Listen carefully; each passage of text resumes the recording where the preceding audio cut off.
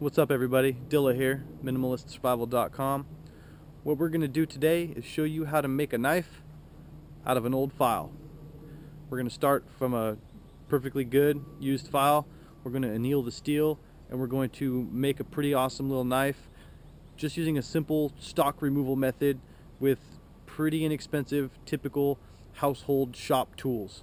So stay with me and we're going to show you how it's done. Alright, so we had a little party last night, and I had a buddy of mine bring a bunch of old files. We just threw them in the fire pit while we were all hanging out, drinking some barley pop, and annealed them. Annealing is the process of getting something that's already been heat treated. You get it extremely hot and then you let it cool slowly, and what it does is it takes the heat treat away and makes the steel soft again so that you can work it. As you can see, I mean, obviously it was soft enough to just bend the file just from the heat, and we'll get these hammered out flat again, and I'm going to try to make some knives out of them. Alright, so far we've annealed these files in the fire pit, as you well know.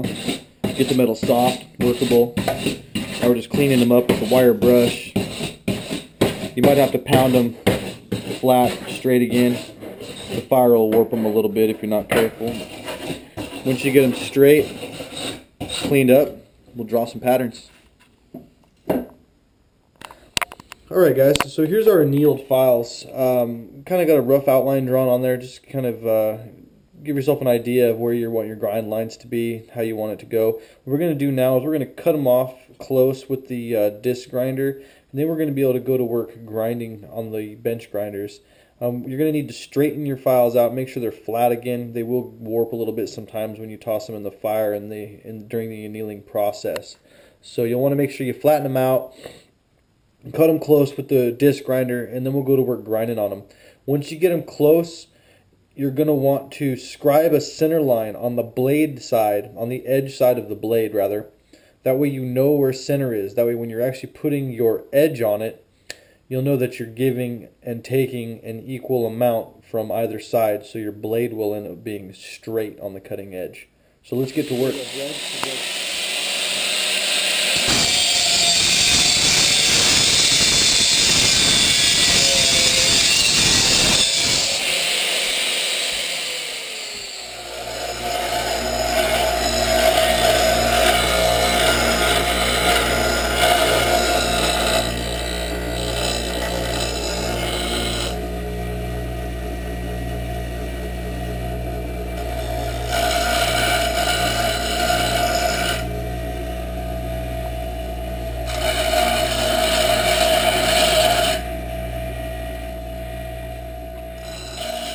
Once you get done using the grinder, cutting a rough shape, you should end up with something that looks like that.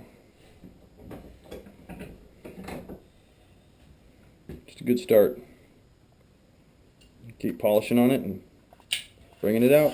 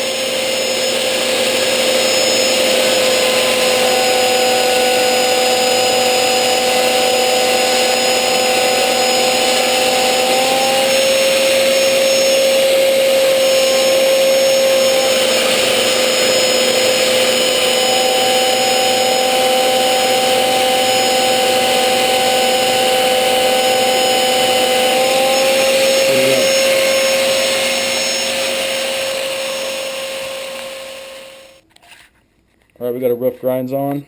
Everything's looking good. Want to keep them about the thickness or so of a dime so they don't warp during heat treat. We're going to do a little more finishing touches. Get a fire cranking, get a good bed of coals, and heat treat these babies. Alright, so we got a good bed of coals going. All the knives are pretty close to where they're going to end up. So we're going to jam these in there and get to heat treating. We're going to quench in just some used old motor oil. Alright, let's get to going. You better add that to the video right there.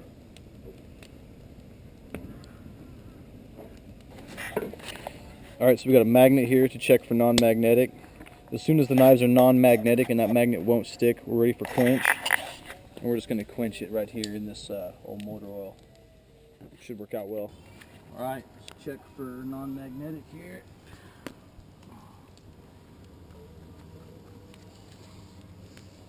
Nope, still hot, dude. Alright, yep. You're welcome.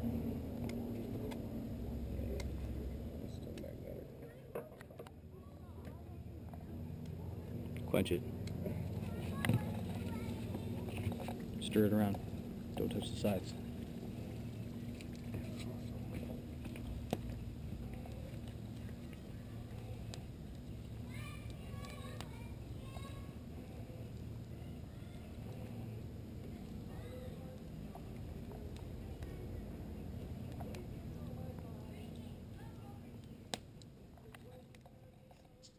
Alright, there it is.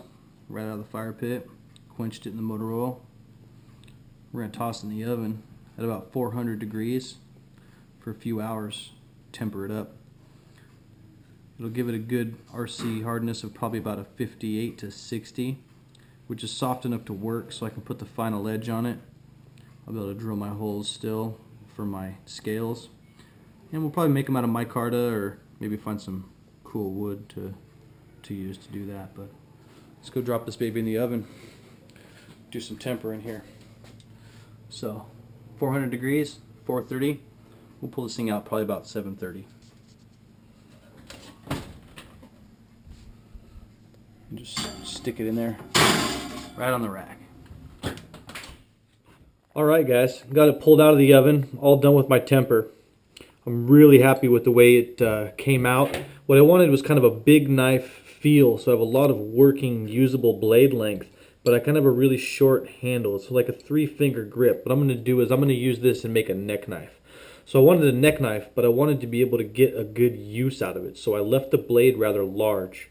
It's actually almost a 4-inch cutting edge on this thing, so it's about a mid-sized bushcraft type knife, but I'm going to put it in like a really slim package. Try to make a good little neck knife out of it. So now what I'm going to do is, you can see I have this brass 1/8 brass stock to make my brass pins. I'm going to make the handles out of teak. I got this teak block. I'm going to just take the handsaw. I'm just going to try to cut some really thin. I'll use the belt sander to get them flat, smooth them out, and get them close to the right size. But as you can see, the thickness of the material is already rather close, so it shouldn't take a lot of work to get them there. And then to fit the handle, we're going to use typical sandpaper. I have 80 grit all the way up through 2000. I'm going to use this paper to fit the handle and both put the final edge on the blade here. We want to make the handle first, because what you want to be able to do is you're going to want to be able to hold the knife by the blade like so when you're sanding and working the material and trying to get the handle like in the right shape that you want. You want it to fit your hand properly, but you're going to be able to need to hold the blade side to be able to do that. So we don't want this to be sharp yet. So we're going to fit the handle, make the handle, get the handle finished. And then what that'll do is it'll give us something nice and easy to hang on to when we're doing our final edge and putting our edge on this blade. So stick with me guys, we're going to keep plugging away. Alright, so to cut my scales, I'm just going to take this teak block that I got. I'm just going to take my square. And it's going to be approximate because I can always sand them down and get them to the correct size and shape that I want. So I'm just going to eyeball just a little quick length like that. I'm just going to mark it with our pencil. We're going to just go ahead and cut it off with the handsaw.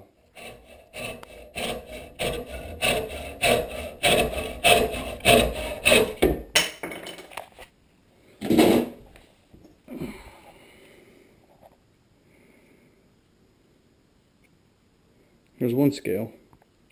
Should work well. Let's cut the other one. Alright, here you can see I have my scales cut, sanded, ready to be installed. So what I'm going to do now is I'm going to trace the outline so I can cut them close, get them just about fit. You want them close, you don't want a lot of work to do after you get them installed. So what I'm going to do is I'm going to trace the outline, get everything really close. I'll probably use the Dremel with a drum sanding bit, and I'm just going to use some of my sandpaper and just do it kind of by hand. Get a nice close fit. And then what I'm going to do is I'm going to drill my 3 holes for this brass pin that we're going to put through.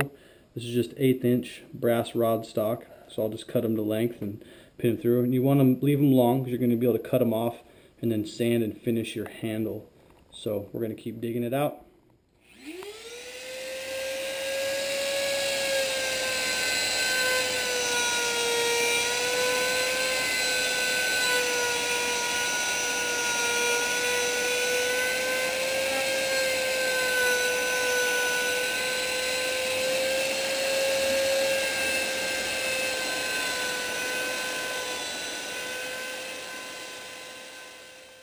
Alright, I got the first one cut to fit. I just did a quick rough cutout. All I did was use the Dremel tool here, and that way you can lay it flat on this little fence here and just follow your lines and go around the scales there. And then what I'm going to do is I'm going to use this scale to actually make the template for the next one. That way I know that they're the same size and that they have the same radius on them. Let's make the second one. Alright, so we got our rough cutouts on our scales. We have them marked so we know which side's the inside so we don't get them mixed up. Now the next thing we're going to do is we're going to mark and drill our 3 holes for our brass pins. I'm just going to eyeball them. You can measure them if you want, but I got a pretty good eye, so I'm just going to do that and just drill through them with the normal cordless hand drill is what I'm going to use. Alright, so you can see I got my holes punched. Close enough for union work. And I went ahead and used the Dremel again, and what you're going to want to do is knock down any burrs and score this really well. Give that epoxy a lot to key into so it really grabs on. You want to give it almost just some little micro pores, you know, that it can really latch onto. You can see I marked with a pencil there so I didn't get any scarring out on my blade side. And everything sits really nice and really flat. What I'm going to do is I'm going to clamp these in place, and then I'm going to go ahead and drill the holes through these. We're going to cut this brass rod stock to length. Make sure you test for fit too with your holes in the brass. If you don't do that, what's going to happen is you're going to get ready to glue everything together and you're going to have epoxy and glue everywhere. You're going to go to try to fit these pins in and they're going to be too tight and you're just going to end up wrestling with them. It's just a big mess and a big pain in the butt. So make sure you do a test fit, make sure everything fits well. Then what we're going to do is we're going to mix up some G-Flex, West System G-Flex epoxy. We're going to go ahead and fit everything together, put them in the clamps, and let that stuff kick off overnight. Alright, here we are. We're all tested for fit. Everything looks good. Everything went together well. What I'm going to do is I'm going to mix up a batch of this G-Flex epoxy, and then we're going to stick it all back together. We're just going to clamp it off with these little guys and let it sit overnight. Tomorrow we'll be able to finish shaping the handle. The handle will be finished, and then we'll be able to put the final edge on the blade. Alright guys, here we go. Epoxy cured up well. Everything looks good. Everything is lined up. Everything stayed as it should.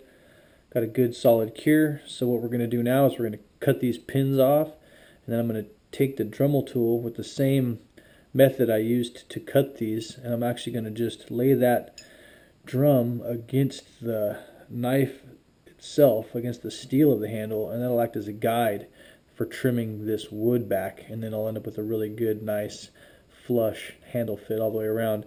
And then what we'll do is we'll just sand it by hand until we get the right shape and the feel that we like. So let's keep it going. Alright guys, there's the rough cutout. So I just ran the Dremel around the handle, like I said, using the drum and the table adapter for it. Just ran it around real quick. Cut these off and then sanded them smooth with just your typical 80 grit sandpaper. That's wet dry, but I just use dry 80 grit. You'll see everything flushed out real nice. And we're ready for a finish sand on the handle. So I'm going to go over here and try to make it all real nice and smooth and give it the contour I want to fit the hand and just make it a comfortable handle. just kind of take some of the sharper edges down and get it ready to put the final edge on the blade. Alright, so we got the handle nice and fit. Everything looks good. The fit's tight. Everything's ready to go. Got the corners and all the hard edges all nice and rounded off. It's got a good, comfortable grip. Everything looks nice. So what we're going to do now is we're going to put the final edge on the blade. And I'm going to do a little convex, like a half convex grind. I'm kind of partial to the convex. I like it. It cuts smoother. It's easy to sharpen. It's easy to strop. It's a really nice grind, and I just kind of prefer it. So that's what I'm going to stick with. The way I'm going to do that is I've got a mouse pad here. I'm going to start off with 80 grit. And the way we're going to do that is we're just going to kind of work it like so. And you're just going to kind of work it like this until we get our grind the way we like it. We're going to sharpen this knife, give it its final edge. So stick with me, and you're going to see it's going to come out pretty nice.